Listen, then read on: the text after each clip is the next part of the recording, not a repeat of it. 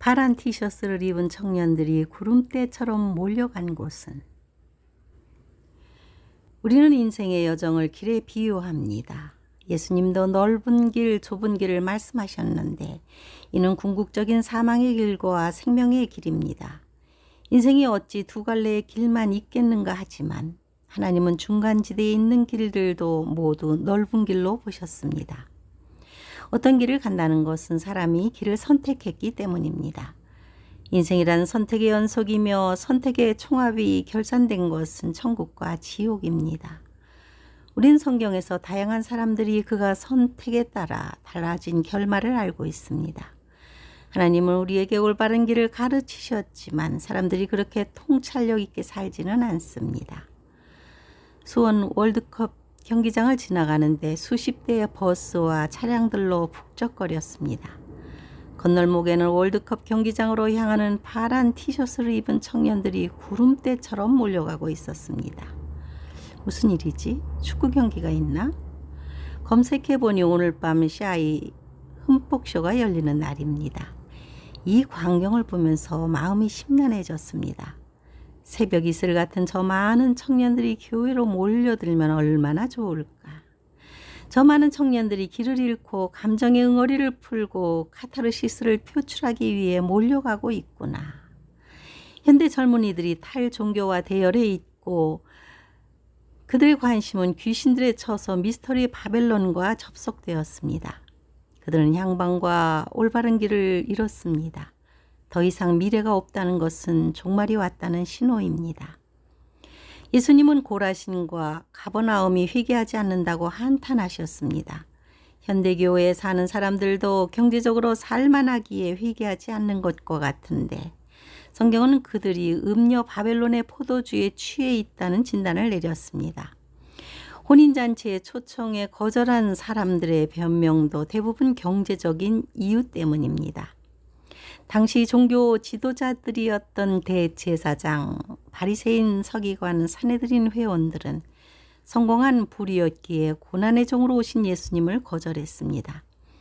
얼마나 메시아의 사역을 우습게 보았는지 그의 몸값으로 은 30을 달아주고 그것으로 가치가 가장 낮은 토기장의 밭을 사는 데 사용했습니다.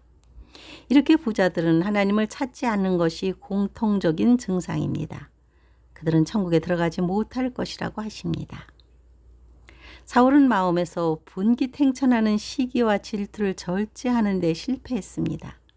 그러나 모세는 물러날 때에 물러났고 가나안에 들어가는 하이라이트를 여호수아에게 이양했습니다.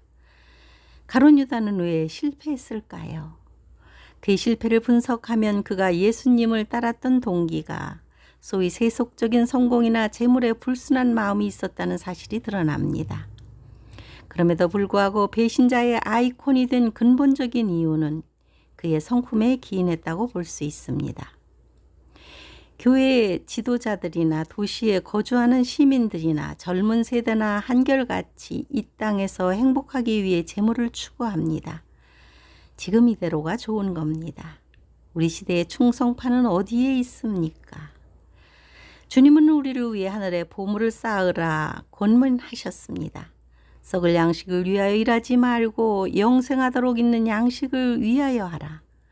이 양식은 인자가 너희에게 주리니 인자는 아버지 하나님께서 인치신 자니라. 그들이 묻되 우리가 어떻게 하여야 하나님의 일을 하오리이까?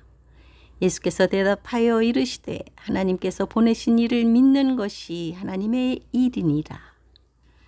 썩을 양식과 영생하는 양식은 일하는 것과 관련이 있습니다. 물론 예수님이 사역하던 때에는 사람들이 먼저 예수님을 믿게 하는 것이 급선무였습니다. 현대는 세상에 속한 사람들이나 교인들이나 썩을 양식을 위해 살아가는 것이 대세입니다. 너희를 위하여 보물을 땅에 쌓아두지 말라. 거기는 좀과 동록이 해하며 도둑이 구멍을 뚫고 도둑질하느니라. 오직 너희를 위하여 보물을 하늘에 쌓아두라. 거기는 좀이나 동록이 해하지 못하며 도둑이 구멍을 뚫지도 못하고 도둑질도 못하느니라.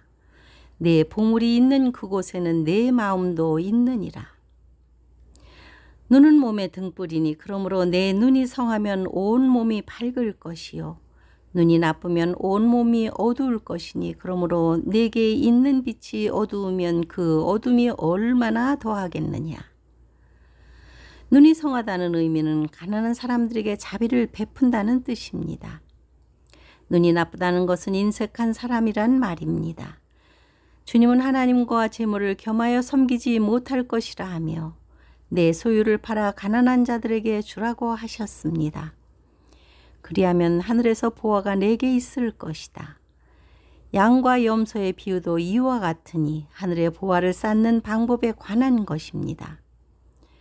솔직히 넓은 길을 선택한 사람은 땅에서 성공할 수도 있습니다. 좁은 길을 선택한 사람은 오히려 땅에서 험난한 인생을 살 수 있을지도 모릅니다.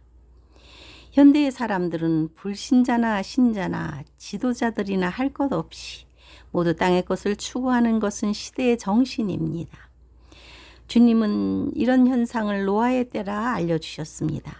이제 우리가 죽도록 소망했던 일이 과거가 되고 상상할 수 없는 세계로 들어갈 것입니다.